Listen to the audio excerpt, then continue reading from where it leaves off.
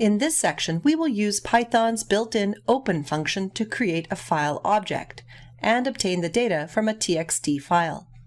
We will use Python's open function to get a file object. We can apply a method to that object to read data from the file. We can open the file example1.txt as follows. We use the open function. The first argument is the file path. This is made up of the file name and the file directory. The second parameter is the mode. Common values used include R for reading, W for writing, and A for appending. We will use R for reading. Finally, we have the file object. We can now use the file object to obtain information about the file. We can use the data attribute name to get the name of the file. The result is a string that contains the name of the file. We can see what mode the object is in using the data attribute mode, and R is shown representing read. You should always close the file object using the method close. This may get tedious sometimes, so let's use the with statement. Using a with statement to open the file is better practice because it automatically closes the file. The code will run everything in the indent block, then closes the file. This code reads the file example1.txt. We can use the file object file1.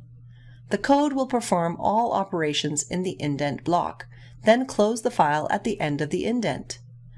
The method read stores the values of the file in the variable file_stuff as a string. You can print the file content. You can check if the file content is closed, but you cannot read from it outside the indent. But you can print the file content outside the indent as well. We can print the file content. We will see the following. When we examine the raw string, we will see the /n. This is so Python knows to start a new line. We can output every line as an element in a list using the method readLines. The first line corresponds to the first element in the list. The second line corresponds to the second element in the list, and so on. We can use the method readLine to read the first line of the file.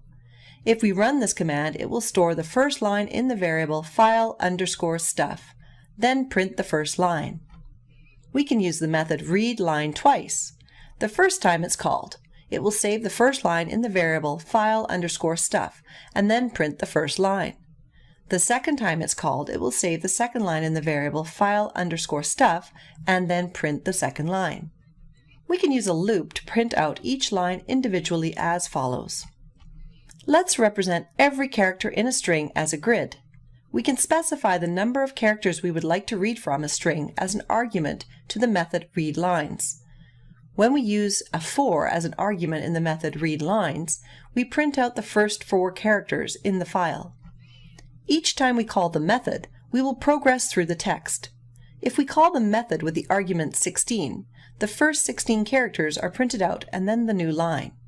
If we call the method a second time, the next 5 characters are printed out.